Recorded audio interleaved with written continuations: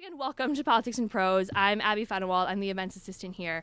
This evening, I'm so pleased to welcome Dr. Michio Kaku to discuss his new book, Future of the Mind. Last week, it was a #1 bestseller, and now here you all are getting to hear about it. So I'm sure many of you are familiar with his previous books, which include Hyperspace, Beyond Einstein, Physics of the Impossible, and Physics of the Future. And so in his latest work, Dr. Kaku, who is, in case you missed it, anyone, is a co-founder of string theory, he has brought us an accessible way to learn about the latest research being done about the brain, which has long been one of the most complicated mysteries we know of. Through his expertise as a physicist, he's able to show us what technology could have in store for us in the future, and the enthusiasm he writes with really is infectious. The scope of the book is truly amazing. It takes us through mysteries of consciousness, of thought, of memories, and of dreams, while never leaving us lost in the jargon, which I personally appreciated a lot. So we are truly honored to have Dr. Kaku here with us tonight to share his new book. Please help me welcome him to Politics and Prose.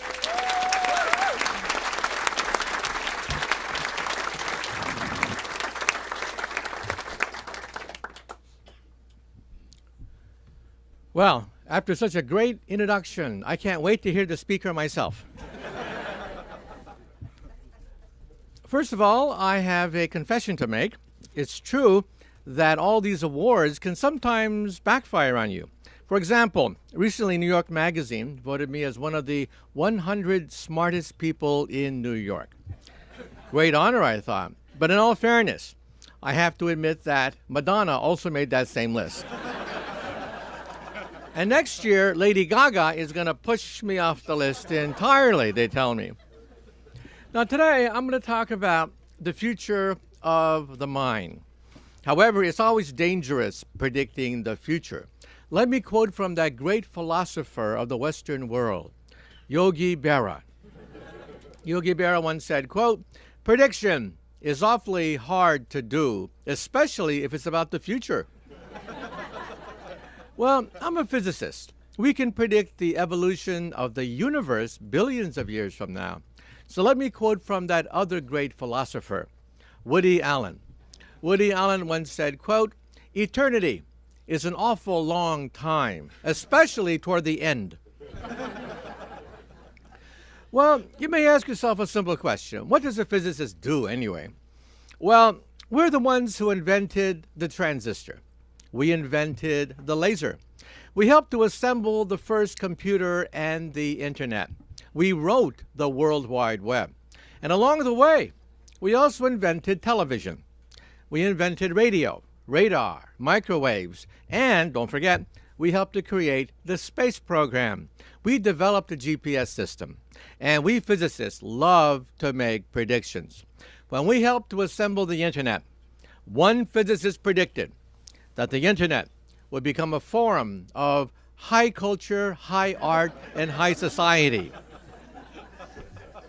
Well, today we know that 5% of the internet is pornography. But that's because teenage boys log on to the internet. Just wait until the grandmas and grandpas log on to the internet. Then 50% of the internet will be pornography. And before I begin a discussion of the future of the mind, you may ask yourself a question, well, what is the difference? A difference between a chemist, a physicist, a geophysicist? Let me tell you a story. During World War II, the Nazis once captured a bunch of American scientists. There was a geologist, a physicist, and a chemist. And the Nazis said, they're spies. They're going to be shot at the firing squad. So they put the geologists in the firing squad. The Nazis raised their rifles. And then, all of a sudden, the geologist said, "Earthquake! Earthquake!" Well, you can imagine the chaos. Everyone scrambled for cover, and in the chaos, the geologist snuck out. Now it was the physicist's turn. The rifles were aimed at the physicist, and he suddenly said, "Lightning! Lightning!" Well, everyone scrambled for cover, and the physicist escaped. Now it was the chemist's turn. They pointed the rifles at the chemist, and suddenly the chemist said, "Fire! Fire!" So that's the difference. Oh, So let me talk about the future. First of all, I wrote a book called Physics of the Future, and they used to say that the word physics would never enter the New York Times bestseller list. Well, I did it twice. Physics of the Impossible and Physics of the Future were both New York Times bestsellers. Physics of the Future goes 50 years, 100 years into the future, talking about the future of computers, medicine, artificial intelligence, transportation, space travel. This book actually goes 500 years into the future, when we might have time travel, starships, teleportation. And in this book, I answer the question, what happens if you go into a time machine and you visit your teenage mother before you're born, and she falls in love with you? Well, if you go into a time machine and meet your teenage mother before you're born, and she falls in love with you, you're in deep doo-doo if that happens. But today, let us talk about what's fascinated me. The two greatest mysteries in all of science deals with outer space and inner space. First, the creation of the universe, one of the greatest unsolved problems. This is what I do for a living. This is my day job. I work on something called string theory. And string theory, we think, allows us to create an equation no more than 1 inch long that will allow us to, quote, read the mind of God. But today, I'm going to talk about inner space. You see, sitting on your shoulders is the most complex object in the known universe. If we were to build a computer that can model your brain, that computer would be the size of a city block. It would consume the energy of a nuclear power plant, and it would require a river to cool it down. And yet your brain only operates on 20 watts of power. 20 watts. So when someone calls you a dim bulb, that's a compliment. And your brain works on 1 hamburger. I mean, amazing what the brain can do. And now, the politicians have gotten wind of this. President Barack Obama, last January, stunned the world when he announced the Brain Project. The European Union and the United States are going to dump $1 billion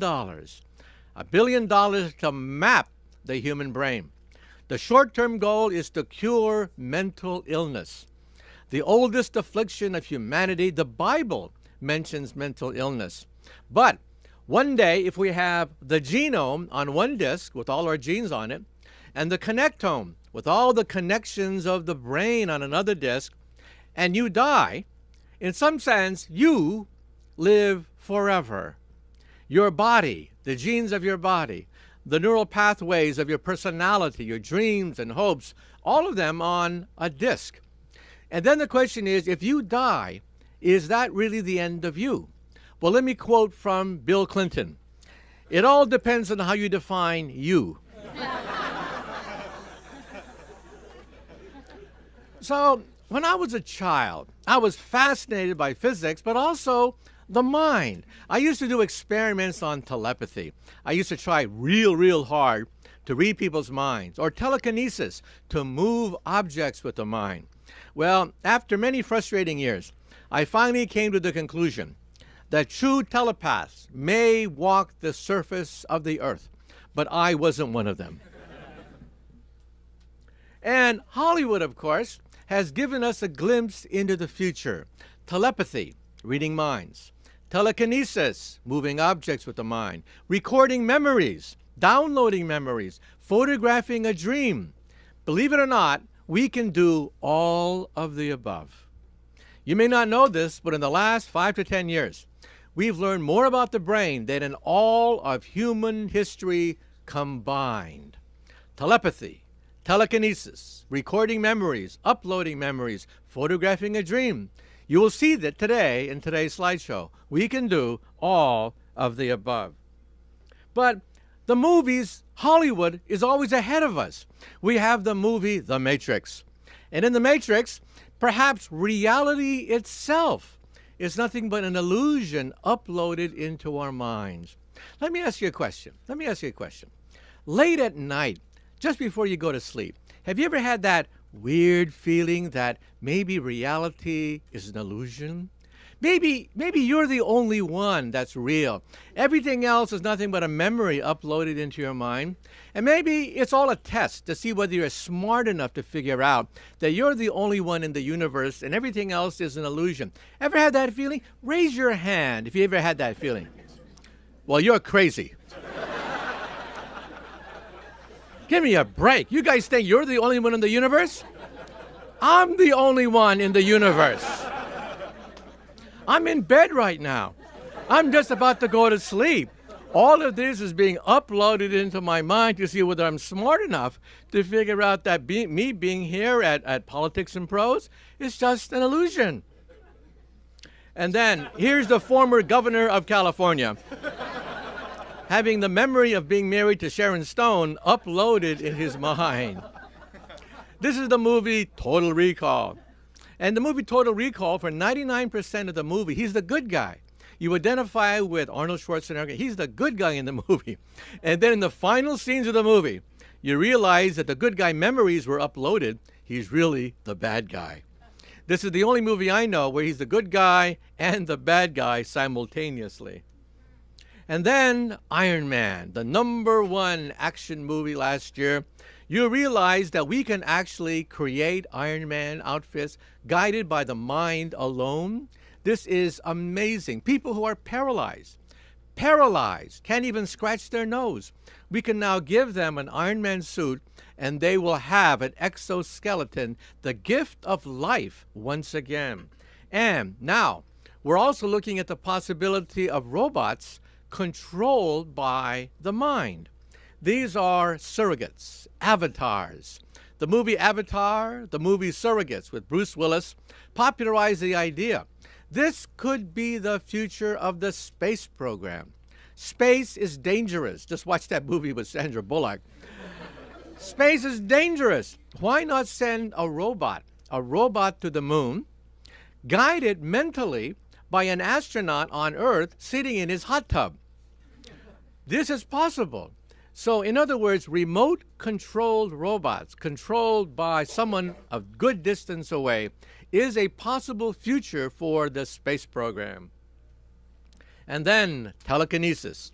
Hollywood has all these tales of telekinetics, including Carrie. She had her revenge in her senior prom by destroying the entire high school. Revenge for all the slights she endured. What's the lesson here? The lesson here is never take a telekinetic to the senior prom. And then the latest Superman movie. I was shocked when I saw it. Every child knows that Superman's father died when Krypton blew up. Every kid knows that. But in this movie, they bring Superman's father back to life as Russell Crowe.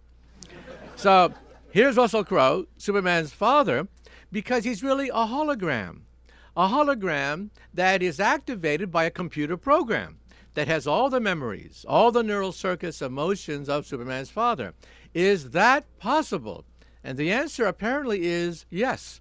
And now the President of the United States has said that a national priority will be to have not just the genome, but the connectome, Brain 2.0. So if Brain 1.0 dies, i.e. us, Brain 2.0 survives. And then in Star Trek, you ask the question, what happens if the mind can be separate from the body?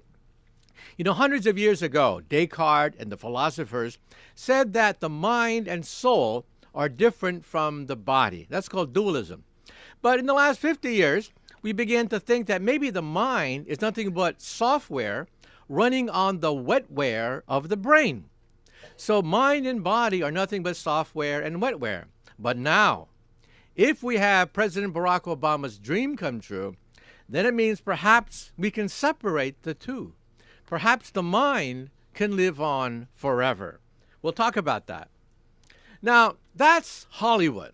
Now let's talk about what's happening in the laboratories.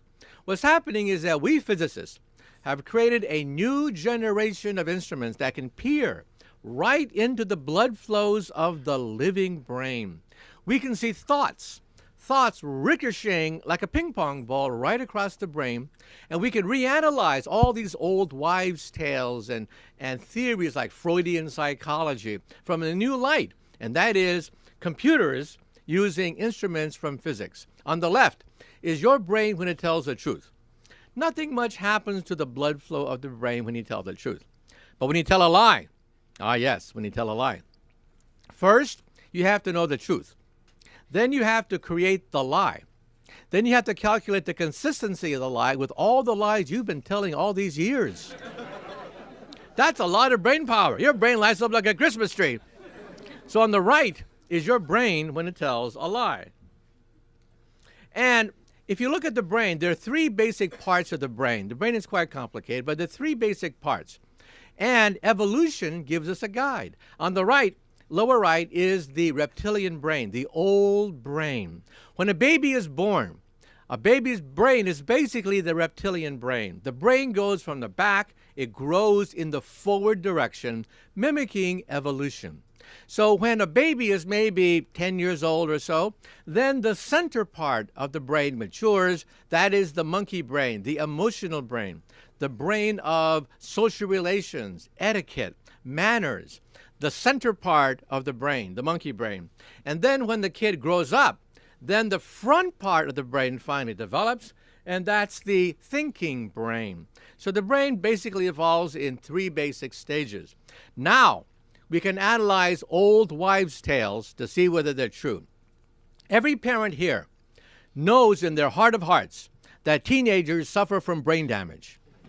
How else do you explain their behavior? Well, looking at brain scans, it's true. The prefrontal cortex is the last part of the brain to develop, and it is not fully developed in teenagers. Another old wives' tale is that when a man talks to a pretty girl, he starts to act stupid. It's true. You can actually see that blood drains from the prefrontal cortex when a man talks to a pretty girl, and he becomes mentally retarded. It's true. He starts to babble, okay? You can look at the blood flow, and you can numerically calculate how low his IQ is getting as he talks to a pretty girl. If you don't believe me, talk to Bill Clinton. Now, let's cut the brain in half this way. Now, touching the brain is not painful at all. The brain has no pain sensors. You can touch the brain, and the brain feels nothing because there's no pain sensors there. So the brain has a left and a right hemisphere. The left is more analytical. The right is more holistic. And for epileptics, we have to cut the link in order to stop convulsions, which can be fatal. Now, when you cut the connection between the left and the right brain, something bizarre, something mysterious begins to happen. Two separate personalities slowly develop in the same brain. This is amazing. In one situation, the left brain was an atheist, and the right brain was a believer in the same brain. And when you try to move your arms, they fight. They fight for control because each is governed by a different part of the brain. In one instance, when a man's wife came home, with one arm he embraced her, and the other arm he socked her in the jaw. It's a true story. It's amazing. You can imagine that one day we'll find an epileptic whose left brain is Republican and right brain is Democrat. And when he goes to the polling booth and has to pull down the switch, you can imagine both of them are going to fight to see who controls the polling booth.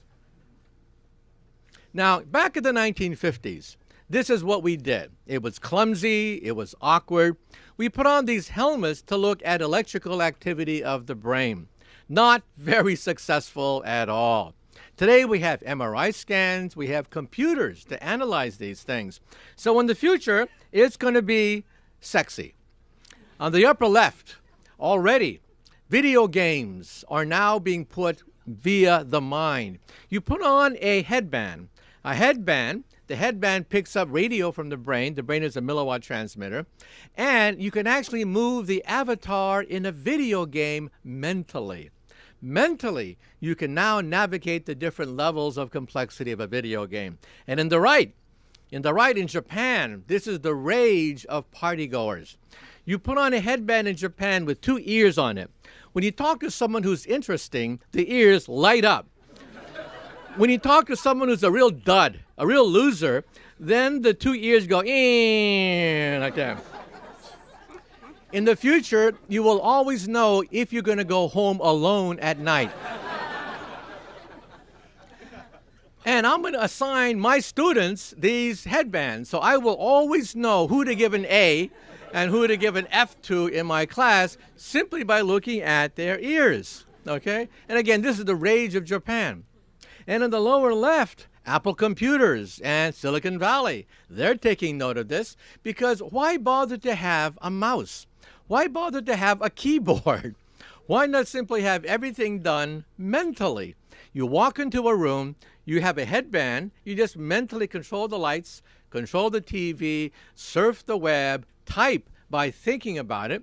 And one day our children will ask us, how could you live in a world where you had to touch the screen, touch the keyboard, touch the steering wheel? How could you live like that? Our kids will ask. And Madison Avenue has gotten wind of this. Madison Avenue says, well, at some point in the future, not today, but in the future, we're going to market this thing, and it's going to be sexy. The fashion industry will be at the forefront of this technology. And this is my colleague, Stephen Hawking. Great cosmologist. He is totally paralyzed. He cannot even move his fingers anymore. Now, we, his friends, we're all physicists. So what we did was we connected his brain to a computer. Look at his right glass. The next time you see him on television, look at his right frame. There's a chip in his right frame. That chip picks up signals from his brain, converts it to signals which goes to a laptop, and he can now communicate with the world through a computer. And in fact, at Brown University, they have one of the most advanced versions of this. You put a chip directly on top of the brain. It doesn't hurt because the brain cannot feel anything at all. It has no pain sensors. The chip is then connected to a laptop computer. So when you move your arm to the right, the computer knows to move the cursor to the right. You move your hand to the left, the cursor moves to the left. Now you do it mentally. Mentally, you move your hand to the right, and the cursor moves to the right. In this way, you build up a dictionary. This man here is totally paralyzed. He had a massive stroke. He is a vegetable. He can't even scratch his nose. He can't turn around. He is totally paralyzed, trapped in his body. So at Brown, they put a chip in his brain, shown here, connected him to a laptop computer. He can now read email, write email, do crossword puzzles, play video games, operate his wheelchair, operate household appliances, and he is totally paralyzed. And then at Brown University, they connected this woman, who's also totally paralyzed, to a mechanical robotic arm. For the first time in decades, she could reach for a Coke bottle, and she could actually feed herself, because of course everything has to be done for her. And think of all the thousands of people who get sports injuries, injuries on the football field, or they have a stroke, or they have a car accident. And the military is interested because there are thousands of wounded warriors from Iraq and Afghanistan. They have injured spinal cords, loss of arms and legs. So the military at Johns Hopkins University has now created the most advanced mechanical arm. This arm is so advanced, you can pick up an eggshell, you can shake hands without crushing the person, you can high five, you can fist bump, and it is run entirely by the mind controlling a mechanical arm. And after a while, you don't even think about it. You just mentally control the arm. And then, not only will we have mechanical arms controlled mentally, mechanical exoskeletons. At Duke University, the scientists there have made it a challenge for the next soccer games in Brazil. The man who opens the soccer cup games will be totally paralyzed wearing an exoskeleton. totally paralyzed, cannot move even a finger, and yet he will light the torch or whatever, initiating the Brazilian soccer games. That's how fast this technology is moving. And then in Japan, we have Asimo the robot, one of the world's most advanced robots, guided by a human mentally guiding the robot. Now, robots, however, as you probably know, have been rather disappointing. This is the most advanced robot in the world. Asimo can run by himself. He can walk upstairs. He can dance. He dances much better than me. I've been on a number of science specials with Asimo. So for BBC television, I put a TV camera in the face of the inventor of Asimo. And so I asked the inventor of the world's most advanced robot, how smart is your creation? And he said on camera that Asimo, the world's most advanced robot, has the intelligence of a cockroach, a retarded cockroach, a lobotomized, stupid, retarded cockroach. We have a long ways to go. So why don't we hook them up to a human? We already have people. So this is a remote-controlled robot. These are called surrogates, and you will find them in the classroom. These surrogates are designed to be in the classroom, so the teacher sees your face in the robot, the surrogate. Meanwhile, you are at home, sick, watching the teacher in a laptop computer. Now, remember when we were young, we used to play hooky, right? I mean, come on, fess up, right? When we were young, we used to play hooky, right? Well, isn't the future wonderful? You'll never be able to play hooky again. The teacher will know exactly where you are any particular day because you're surrogate. Your surrogate with your picture will be right there in your seat. And then the eye is directly connected to the brain, so why not input information via your contact lens? This is the future of the internet. We already have prototypes of this, internet contact lenses. You blink and you are online. And who are the first people to buy internet contact lenses? College students taking final examinations. They will blink and they will be online. And who's the second person to buy internet contact lenses? Well, politicians like Vice President Joe Biden, so he's always on message and never says anything goofy anymore because the script is right there in his contact lenses. And these contact lenses will also recognize people's faces. So the next time you're on a date at Match.com and the guy says that he's divorced, he's a millionaire, and so on and so forth, well, you'll see a biography right next to his name that he's basically homeless. And if they speak Chinese to you, your contact lens will translate Chinese into English. This is what we physicists and engineers are creating, contact lenses that recognize people's faces and translate Chinese or whatever into English. Now, think about it. Let's say you're at a cocktail party, and you know there's some very important people at that cocktail party, but you don't know who they are. In the future, you will always know exactly who to suck up to at any cocktail party. You'll see their biography right there in your contact lens. So these are surrogates, that is, mentally guided robots. They will eventually, we think, colonize the solar system and handle dangerous jobs like firemen, policemen jobs. This is coming. So this is called artificial prosthetics, computerized prosthetics, when we digitalize different parts of the body. And then, in the movie The Matrix, you learn karate by pushing a button. Is that possible? Uploading memories was done last year for the first time in world history. We recorded a memory and we reinserted and uploaded that same memory, and it works. Here's how we did it. On the upper left, on that red dot, you see the hippocampus. That's where memories are formed. If you damage your hippocampus, you cannot remember anything. You forget as soon as someone talks to you. You basically relive that same conversation over and over and over again. There's a movie about that, 50 First Dates with Drew Barrymore. It's based on a true story. Also, Groundhog Day with Bill Murray.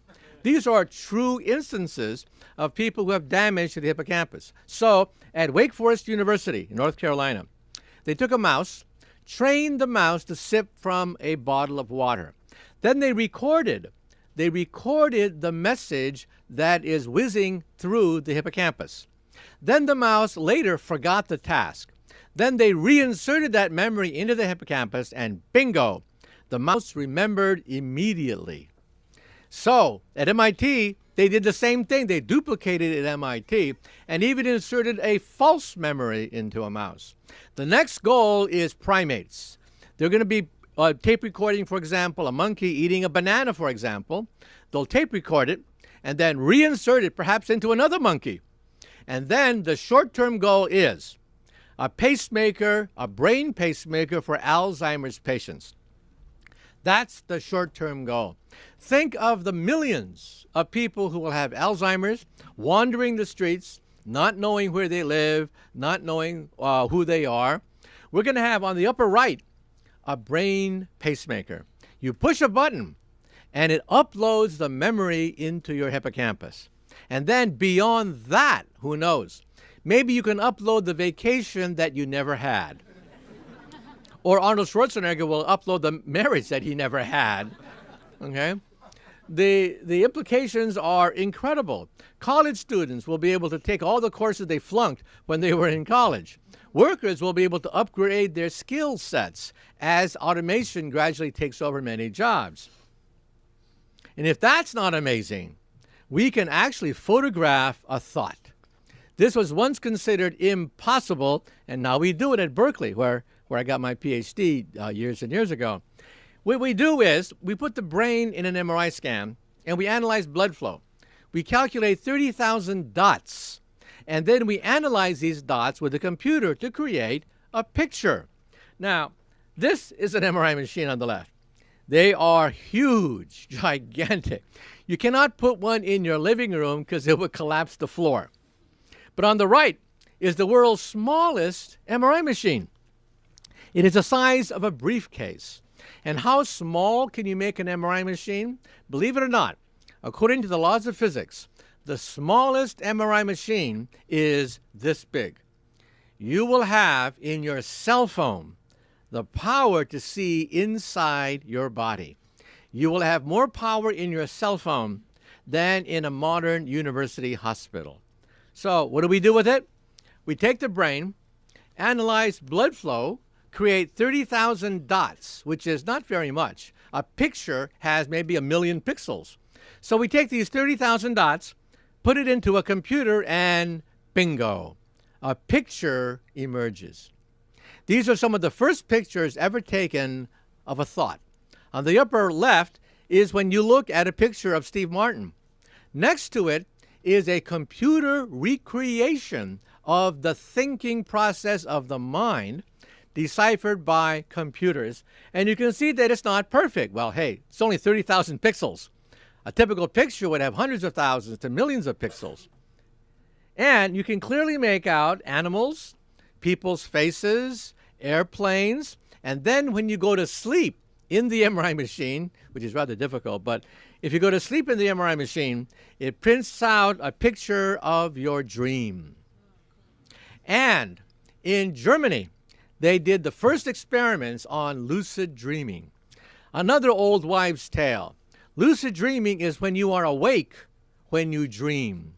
You know you are dreaming as you dream. You can actually change the direction of your dream. How many people in this room have had an episode of lucid dreaming where you were dreaming and you knew you were dreaming? Raise your hand. Well, that's an old wives' tale, right? We proved it. At Max Planck Institute in Leipzig, Germany, they took a lucid dreamer, put in him an MRI scan as he dreamed, and sure enough, he could control the direction of his dream. He was awake while he was dreaming. One day, you'll wake up in the morning, push the videotape button, and you'll see the dream you had last night. And of course, if you have a second wife, hopefully the first wife's name will not pop up in that videotape. Could cause problems.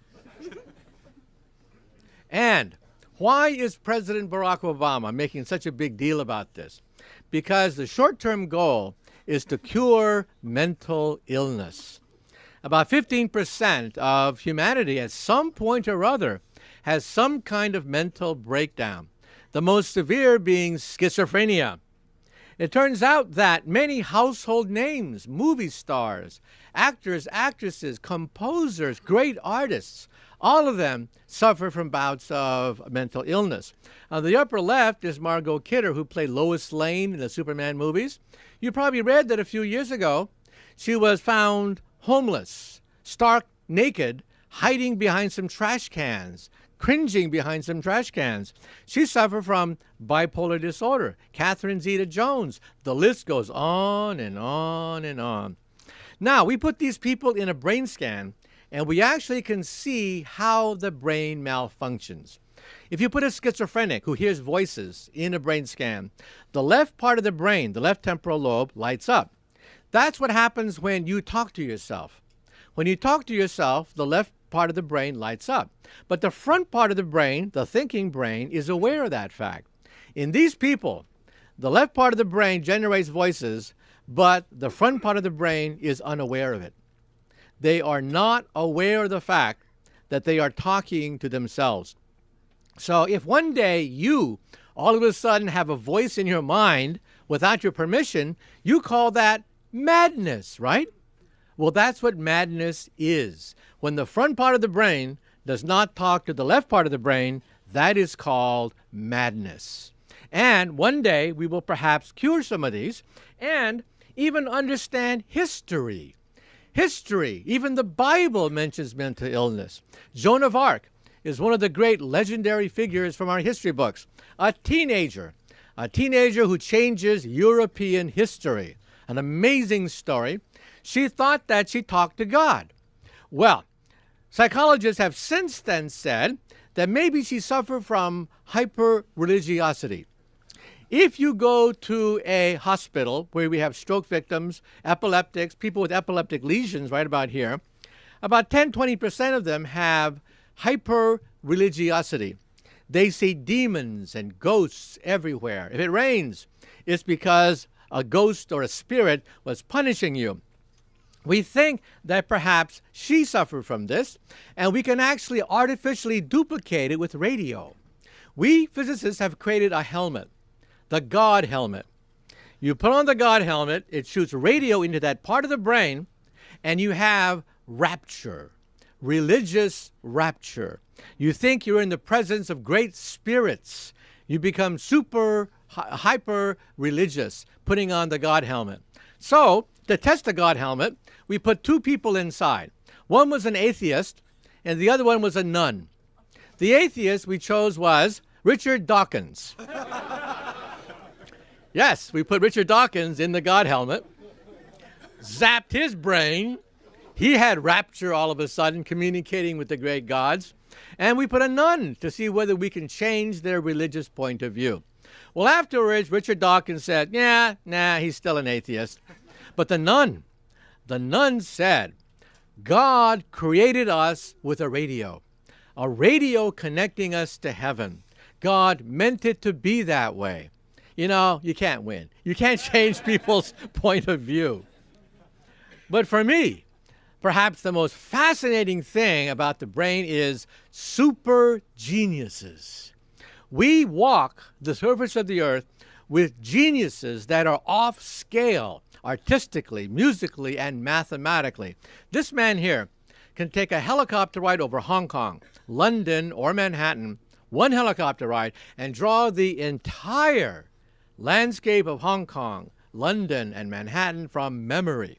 You know, some of us have a hard time drawing a stick figure, right? This guy can draw the entire Manhattan skyline. If you want to see it, go to Kennedy Airport, Terminal 1, American Airlines. Look up, and you'll see a mural about 50 feet long. The entire Manhattan skyline with all the lights and skyscrapers and bridges from memory.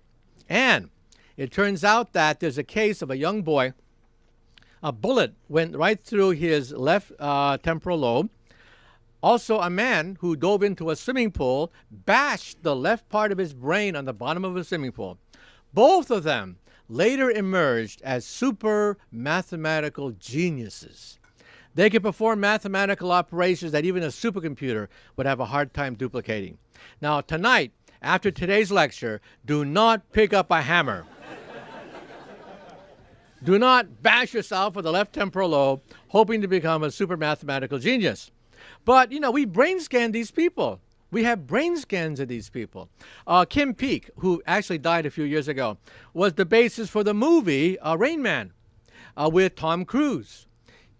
Kim Peek memorized 15,000 books. He could recite the exact page and tell you each page of the 15,000 books that he memorized. And when he read a book, he read the left page and the right page simultaneously. Try that right after today's lecture. Open up a book and try to read the left page and the right page simultaneously. Well, we brain scanned Kim Peek's brain. His brain was quite unusual, obviously. The left and the right hemispheres, the connection was cut again.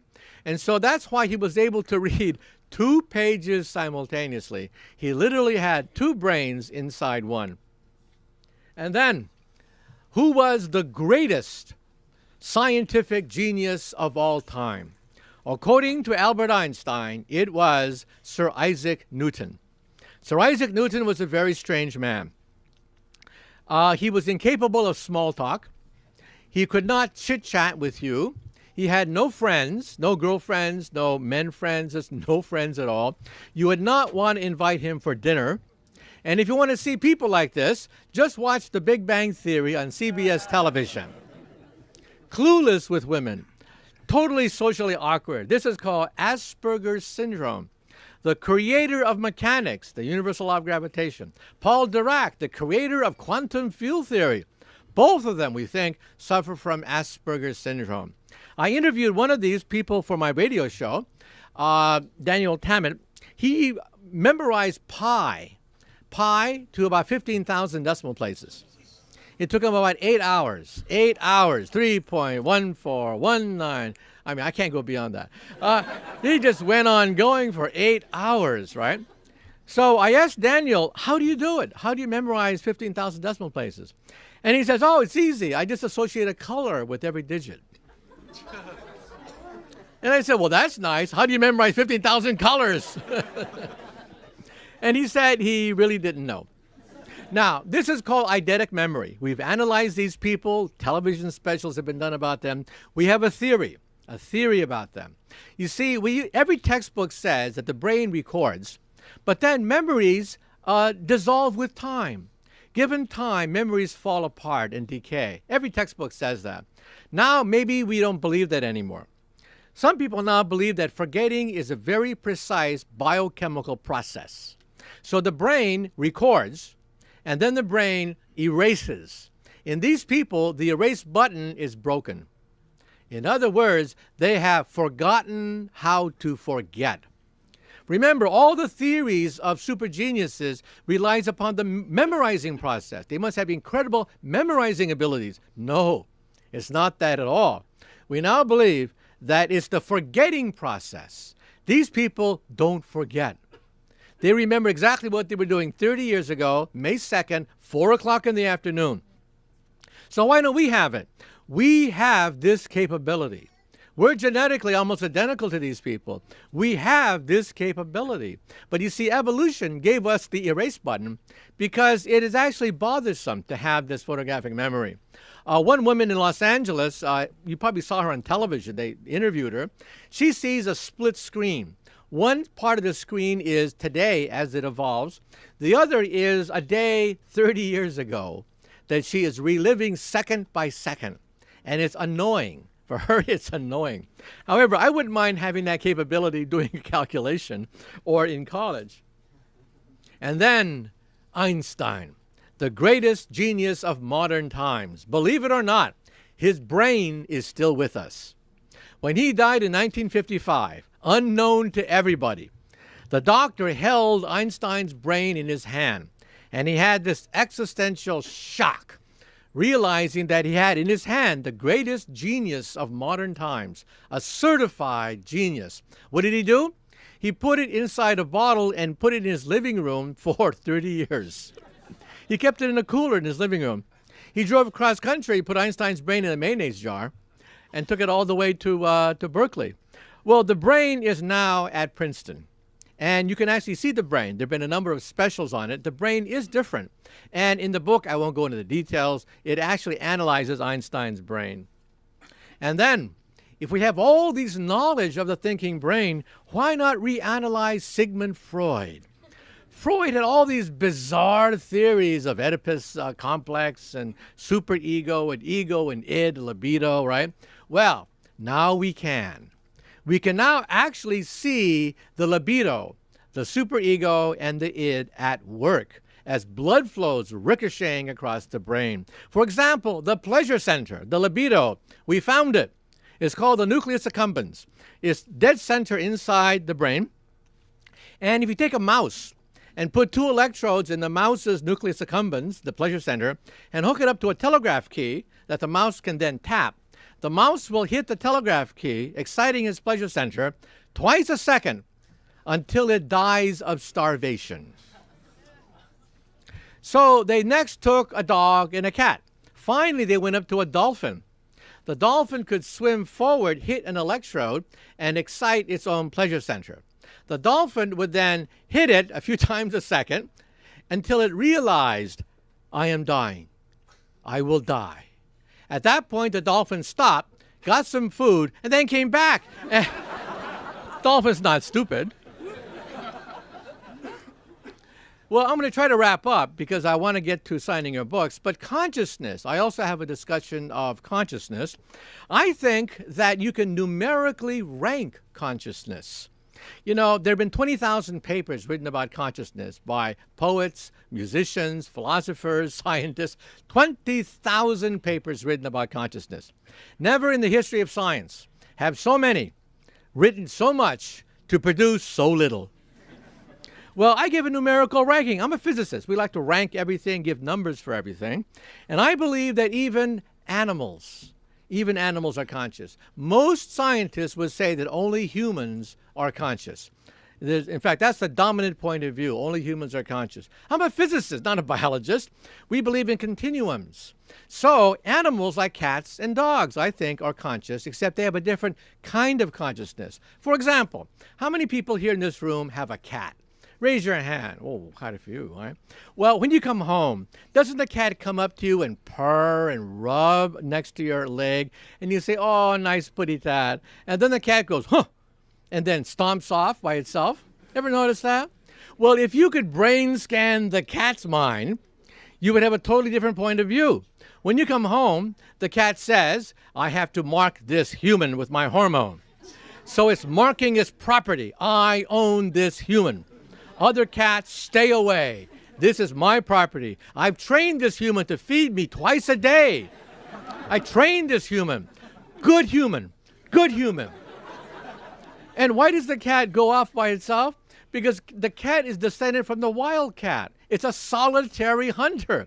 Its brain architecture is for not packs, but solitary hunting. That's why the cat goes, huh, and goes by itself after rubbing itself on you. Now, how many people here have a dog? Whoa, even more. Well, the dog is descended from Canis lupus, the gray wolf. Its brain would be full of smells and scents rather than sight like our brain. And why does it slobber all over you when you come home? Because the dog thinks that you are a dog. You are top dog. You are the alpha dog. Because what holds the pack together? The alpha dog holds the pack together. Every dog knows exactly where it stands in the hierarchy. Top dog eats first, beta dog eats second, and delta dog eats last. That's why you eat first, okay? So the next time you eat first at the dinner table and give those scraps to the dog, that's the order of things. That's the brain's pecking order. So you see, I think that even animals have consciousness. In fact, I will go even further and say that the unit of consciousness is one feedback loop. One unit of consciousness, like a thermostat. I believe that a machine is conscious. A thermostat has one unit of consciousness. A plant may have 10 units of consciousness. It registers temperature, it registers moisture, salinity, sunlight, direction of gravity. A plant may have 10 units. And then the back of the brain is the ancient brain, the reptilian brain. I call that level 1 consciousness. Alligators understand their position in space, not much more. And then as you go forward in evolution, you get the monkey brain, the social brain, the brain of pecking orders, emotions, social hierarchy, manners. That's level 2 consciousness. And why are we different from animals?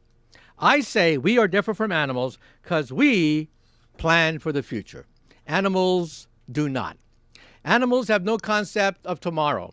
If you have a dog, train your dog to understand tomorrow. And you will find you cannot. Animals, for the most part, live for the moment. We plan, we scheme, we strategize. We can't help it. Now, you may say to yourself, let's say I don't believe in your theory. There must be something outside your theory, like humor, a joke. A joke is so ephemeral. How can you possibly rank a joke? Well, I can. You see, when you hear a joke, first you hear the joke, and then you complete the ending by yourself. You have no choice. Your brain constantly completes the future, and then when the future is different from what you thought, it's funny. For example, Teddy Roosevelt's daughter, who was one of the leaders of the gossip community in the White House, she once said, quote, "If you have nothing good to say about somebody, then please come sit next to me." And W.C. Fields was once asked, "Are you in favor of social activities for youth?" And then W.C. Fields says, "Am I in favor of clubs for youth? Yes, but only if kindness fails." And then the Bible says, "Do unto others as you would have them do unto you, except do it first." Now, why are these, quote, funny? Because your mother told you that if you have nothing good to say about somebody, don't say anything at all. And so when you hear the twist that "come sit next to me," it's funny because you can't help it. Your brain predicts the future. And when there's a twist at the end, it is, quote, funny. And evolution gave us this ability because in the forest, there are many unexpected things that happen. I'm running out of time, so I'm going to skip the discussion of robots. But as I said before, President Barack Obama wants to create Brain 2.0, a disk with all the connections of our brain, and maybe mental illness will be revealed as a miswiring of the brain. For example, bipolar disorder. Some of our greatest artists had bipolar disorder. We think that the left brain and the right brain are slightly different. One is pessimistic, one is optimistic, and the two check each other because the two halves are connected. But in these people, the connection is faulty. You swing between pessimism and optimism. We think that's bipolar disorder. And then one day, the internet will become a brain net. That is, emotions, feelings, sensations will be sent on the internet because we can record these things now. Teenagers will go crazy on Facebook. Teenagers already put happy faces. They put little squiggles trying to denote emotions. In the future, teenagers will send the feeling of their first kiss, the first date, the first senior prom on Facebook. They will go crazy on the internet. Now, let me end on one last note, and that is in the far future. Now we're getting into science fiction. Everything up to now has been science fact. In science fiction, we talk about the mind exploring the universe. Well, if we have the connectome, then why not put the connectome on a laser beam and shoot the laser beam at the speed of light into outer space? This could be the cheapest way to explore the universe. No booster rockets. You ever see the movie Gravity with Sandra Bullock? No space accidents, no cosmic rays, just pure light beams carrying our connectome into outer space. And now, what I'm going to do is close and then take a few questions. Then I'll sign your books. And remember, after I sign your book, you can go to eBay and make money. Okay? That's right. My signed books actually make money. You can make money tonight. Okay? So, let me end on one final story. When I was a child, my role model was Albert Einstein. And my favorite Einstein story is this. When Einstein was an old man, he was tired of giving the same talk over and over again. So one day his chauffeur came up to him, and the chauffeur said, "Professor, I'm really a part-time actor. I've heard your speech so many times I've memorized it. So why don't we switch places? I will put on a mustache. I will put on a wig. You will put on a chauffeur's hat and jacket. And I will be the great Einstein, and you can be my chauffeur." Well, this went along famously until one day, a mathematician in the back asked a very difficult question. And Einstein thought, oh, the game's up. But then the chauffeur said, "That question is so elementary that even my chauffeur here can answer it for you." Thank you very much. You've been a great audience.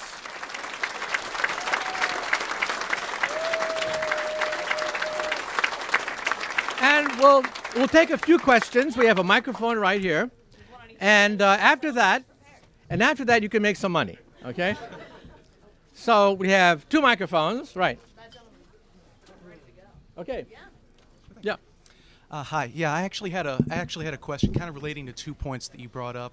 You were talking about actually implanting microchips into the brain, and then being able to record personalities and whatnot. And you were also talking about the neurological problems that so many of these savants had. And I was wondering if you had an opinion about future advancements toward technology.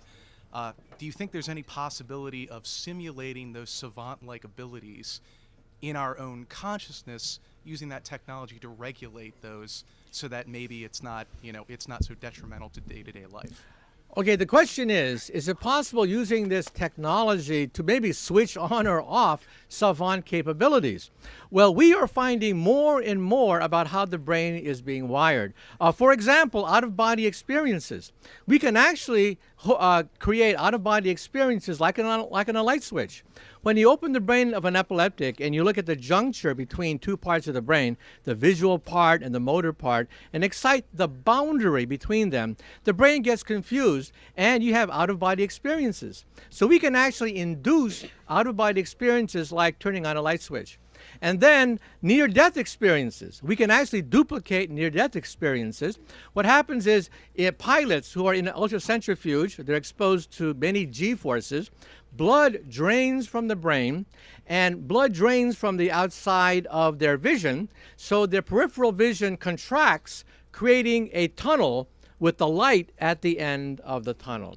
So we can actually create out-of-body experiences, and you don't have to write a New York Times bestseller and have a TV series devoted to your out-of-body experience and near-death experience. We can duplicate that in the laboratory. Now, for savant behavior, that requires something different. We think that's because their erase mechanism is broken. That is biochemical. And that is probably at some level genetic. We don't yet know. In fact, in the book, I give you the latest data about how we think the erase mechanism is broken. We can't do that artificially yet. We can do a lot of things, but we're just at the boundary now of beginning to understand savant behavior. We're not there yet. Okay, next. Hi. First of all, I want to give you a standing ovation. You're awesome. Oh, well, thank you. This might be wishful thinking, but I had a border collie years ago who could, in advance, the other dog wasn't quite as smart, and he wanted to play with him, so in advance he would bring a toy within so many feet of the other dog, and he's setting up play like a minute in advance.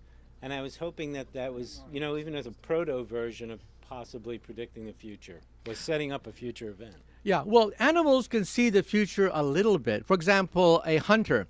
A hunter has to have camouflage, stalk, hide in the bushes, anticipate the motion of the prey. But most of that is still instinctual, and it's only seeing the future maybe like a half an hour into the future. We can see and plan decades, centuries into the future. Even after we're dead, we can still plan for the future after we're gone. Animals cannot plan beyond tomorrow. Now, they do plan, but for example, when they hibernate, it's mainly instinctive. It gets cold, Their sensors say that it's time to hibernate, time to eat a lot, and then go to sleep. They don't plan to winterize their home, pack up their bags, and get winter clothes, right? We do. So there is a little bit of planning because I believe in a continuum of consciousness. So animals will plan to a degree, but not beyond tomorrow, I think. Okay, real quick second part question. If you could make an animal smarter by inserting into the animal's brain a chip, you think that may ever happen one day? Well, in my book, I have a whole chapter about Planet of the Apes. Is it possible to take a chimpanzee and make him intelligent? Okay. We are 98.5% genetically identical to a chimpanzee. So we have now sequenced all the genes separating us from a chimpanzee. And sure enough, we found the ASPM gene, which actually exploded our cranium. We found the gene for dexterity of the fingers. We found the gene for vocal cords so they can articulate speech, all of which is important for becoming intelligent. And we also found the gene for upright behavior to free up your arms. Now, if you take a chimpanzee and genetically modify them to have a bigger brain size, better dexterity with the hands, better vocal cord, upright posture, what do you get? You get a human. So we already have them, right? Just like outside. So we don't have to turn chimpanzees to humans. We can do it now because we have found the genes that separate us from the chimpanzees. But we already have lots of humans. So I think there's not going to be much interest in that. Okay. But it is an ethical question that you raise. At Harvard, for example, they realized that we have now found the genome for the Neanderthal.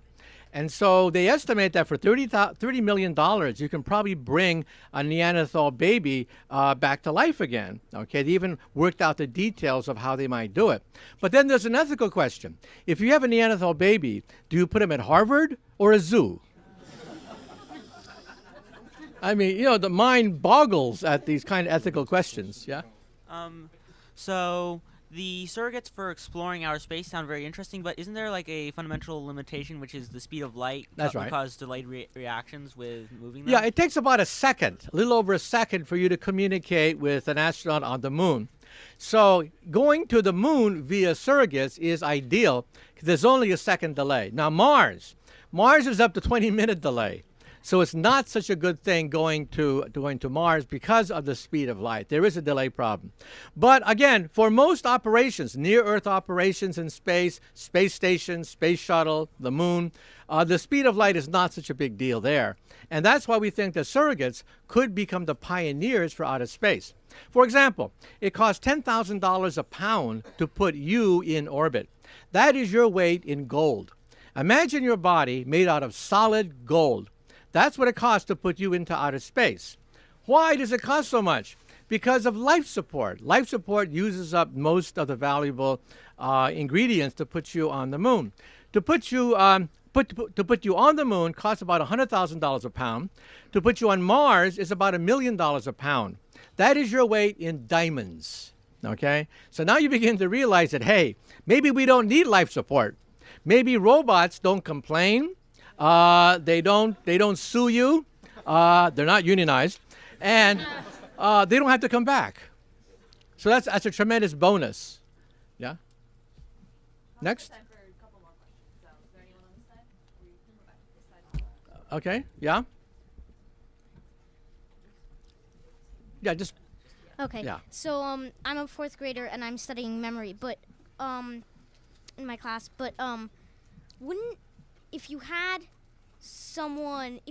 like, you could think and it would compute something, wouldn't there be so many levels of thoughts that it might compute the wrong thing? I mean, I'm having trouble with the voice thing where you say hi and it computes this.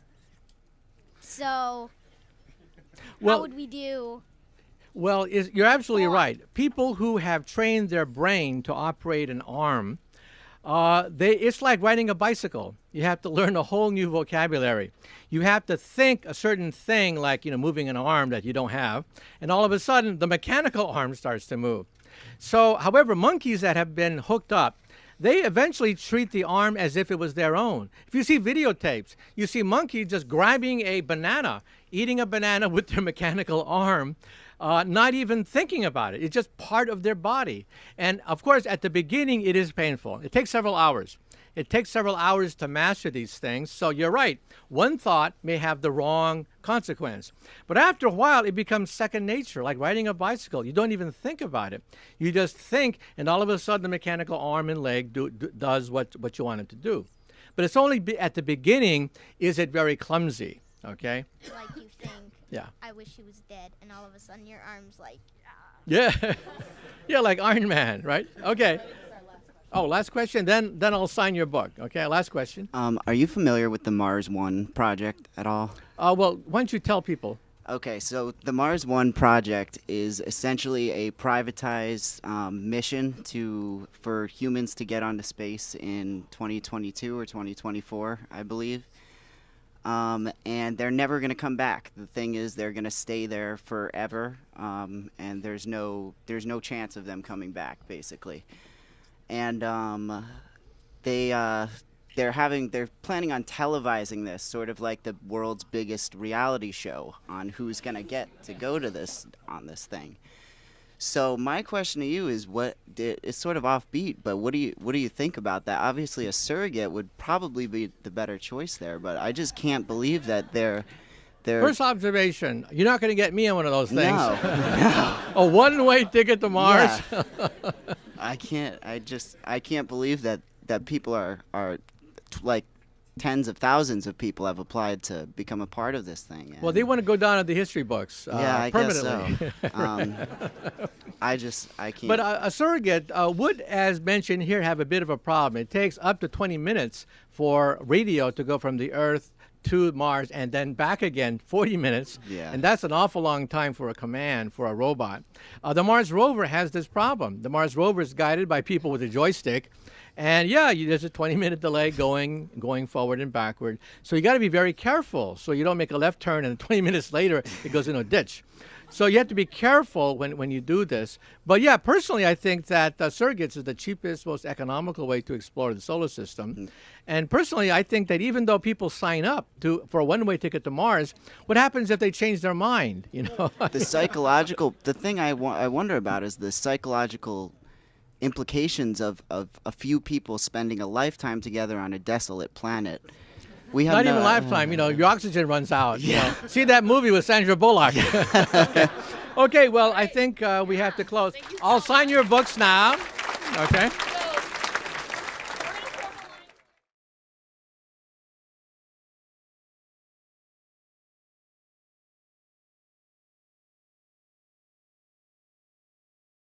Once again, welcome to Politics and Prose. I'm Abby Fanewald. I'm the events assistant here. This evening, I'm so pleased to welcome Dr. Michio Kaku to discuss his new book, Future of the Mind. Last week, it was a #1 bestseller, and now here you all are getting to hear about it. So I'm sure many of you are familiar with his previous books, which include Hyperspace, Beyond Einstein, Physics of the Impossible, and Physics of the Future. And so in his latest work, Dr. Kaku, who is, in case you missed it, anyone, is a co-founder of string theory, he has brought us an accessible way to learn about the latest research being done about the brain, which has long been one of the most complicated mysteries we know of. Through his expertise as a physicist, he's able to show us what technology could have in store for us in the future, and the enthusiasm he writes with really is infectious. The scope of the book is truly amazing. It takes us through mysteries of consciousness, of thought, of memories, and of dreams, while never leaving us lost in the jargon, which I personally appreciated a lot. So we are truly honored to have Dr. Kaku here with us tonight to share his new book. Please help me welcome him to Politics and Prose.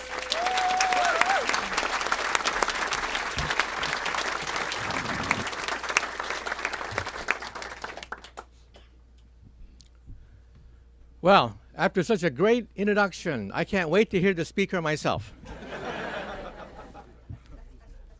First of all, I have a confession to make.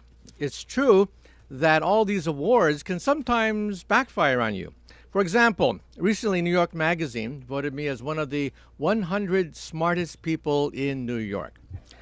Great honor, I thought. But in all fairness, I have to admit that Madonna also made that same list. And next year, Lady Gaga is going to push me off the list entirely, they tell me. Now today, I'm going to talk about the future of the mind.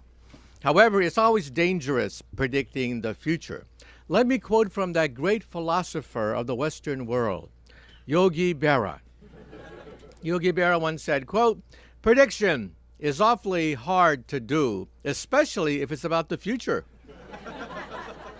Well, I'm a physicist. We can predict the evolution of the universe billions of years from now. So let's fire!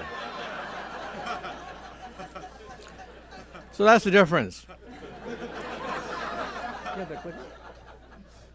Oh. So let me talk about the future. First of all, I wrote a book called Physics of the Future, and they used to say that the word physics would never enter the New York Times bestseller list. Well, I did it twice. Physics of the Impossible and Physics of the Future were both New York Times bestsellers. Physics of the Future goes 50 years, 100 years into the future, talking about the future of computers, medicine, artificial intelligence, transportation, space travel. This book actually goes 500 years into the future, when we might have time travel, starships, teleportation. And in this book, I answer the question, what happens if you go into a time machine and you visit your teenage mother before you're born, and she falls in love with you? Well, if you go into a time machine and meet your teenage mother before you're born, and she falls in love with you, you're in deep doo-doo if that happens. But today, let us talk about what's fascinated me. The two greatest mysteries in all of science deals with outer space and inner space. First, the creation of the universe, one of the greatest unsolved problems. This is what I do for a living. This is my day job. I work on something called string theory. And string theory, we think, allows us to create an equation no more than 1 inch long that will allow us to, quote, read the mind of God. But today, I'm going to talk about inner space. You see, sitting on your shoulders is the most complex object in the known universe. If we were to build a computer that can model your brain, that computer would be the size of a city block. It would consume the energy of a nuclear power plant, and it would require a river to cool it down. And yet your brain only operates on 20 watts of power. 20 watts. So when someone calls you a dim bulb, that's a compliment. And your brain works on 1 hamburger. I mean, amazing what the brain can do. And now, the politicians have gotten wind of this. President Barack Obama, last January, stunned the world when he announced the Brain Project. The European Union and the United States are going to dump $1 billion. $1 billion to map the human brain. The short-term goal is to cure mental illness. The oldest affliction of humanity, the Bible mentions mental illness. But one day, if we have the genome on one disk with all our genes on it, and the connectome with all the connections of the brain on another disk, and you die, in some sense, you live forever. Your body, the genes of your body, the neural pathways of your personality, your dreams and hopes, all of them on a disk. And then the question is, if you die, is that really the end of you? Well, let me quote from Bill Clinton. It all depends on how you define you. So, when I was a child, I was fascinated by physics, but also the mind. I used to do experiments on telepathy. I used to try real hard to read people's minds, or telekinesis, to move objects with the mind. Well, after many frustrating years, I finally came to the conclusion that true telepaths may walk the surface of the earth, but I wasn't one of them. And Hollywood, of course, has given us a glimpse into the future. Telepathy, reading minds.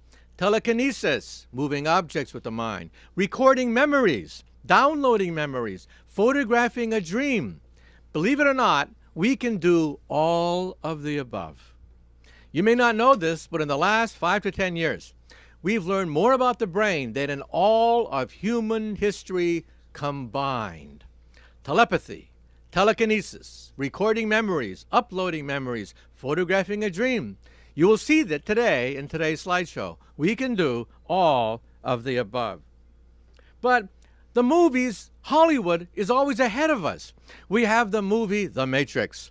And in The Matrix, perhaps reality itself is nothing but an illusion. Let me quote from that other great philosopher, Woody Allen. Woody Allen once said, quote, "Eternity is an awful long time, especially toward the end." Well, you may ask yourself a simple question. What does a physicist do anyway? Well, we're the ones who invented the transistor. We invented the laser. We helped to assemble the first computer and the internet. We wrote the World Wide Web. And along the way, we also invented television. We invented radio, radar, microwaves, and don't forget, we helped to create the space program. We developed a GPS system, and we physicists love to make predictions. When we helped to assemble the internet, one physicist predicted that the internet would become a forum of high culture, high art, and high society. Well, today we know that 5% of the internet is pornography.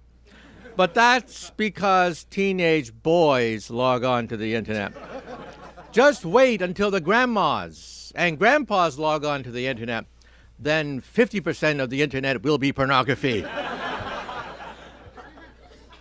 And before I begin a discussion of the future of the mind, you may ask yourself a question, well, what is the difference? A difference between a chemist, a physicist, a geophysicist? Let me tell you a story. During World War II, the Nazis once captured a bunch of American scientists. There was a geologist, a physicist, and a chemist. And the Nazis said, they're spies. They're going to be shot at the firing squad. So they put the geologists in the firing squad. The Nazis raised their rifles. And then, all of a sudden, the geologist said, "Earthquake! Earthquake!" Well, you can imagine the chaos. Everyone scrambled for cover, and in the chaos, the geologist snuck out. Now it was the physicist's turn. The rifles were aimed at the physicist, and he suddenly said, "Lightning! Lightning!" Well, everyone scrambled for cover, and the physicist escaped. Now it was the chemist's turn. They pointed the rifles at the chemist, and suddenly the chemist said, "Fire!" Illusion uploaded into our minds. Let me ask you a question. Late at night, just before you go to sleep, have you ever had that weird feeling that maybe reality is an illusion? Maybe you're the only one that's real. Everything else is nothing but a memory uploaded into your mind. And maybe it's all a test to see whether you're smart enough to figure out that you're the only one in the universe and everything else is an illusion. Ever had that feeling? Raise your hand if you ever had that feeling. Well, you're crazy.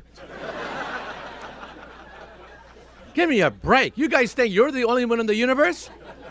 I'm the only one in the universe. I'm in bed right now. I'm just about to go to sleep. All of this is being uploaded into my mind to see whether I'm smart enough to figure out that me being here at Politics and Prose is just an illusion. And then here's the former governor of California having the memory of being married to Sharon Stone uploaded in his mind. This is the movie Total Recall. And the movie Total Recall, for 99% of the movie, he's the good guy. You identify with Arnold Schwarzenegger. He's the good guy in the movie. And then in the final scenes of the movie, you realize that the good guy memories were uploaded. He's really the bad guy. This is the only movie I know where he's the good guy and the bad guy simultaneously. And then Iron Man, the #1 action movie last year. You realize that we can actually create Iron Man outfits guided by the mind alone. This is amazing. People who are paralyzed, can't even scratch their nose. We can now give them an Iron Man suit and they will have an exoskeleton, the gift of life once again. And now we're also looking at the possibility of robots controlled by the mind. These are surrogates, avatars. The movie Avatar, the movie Surrogates with Bruce Willis, popularized the idea This could be the future of the space program. Space is dangerous. Just watch that movie with Sandra Bullock. Space is dangerous. Why not